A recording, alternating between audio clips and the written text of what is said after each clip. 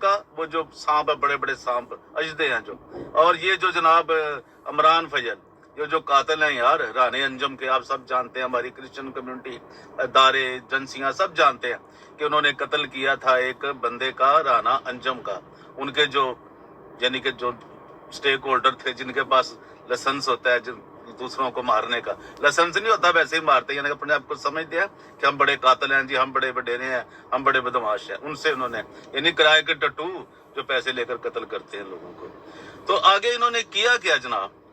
वो जो बंदा पैसे लेकर भागा था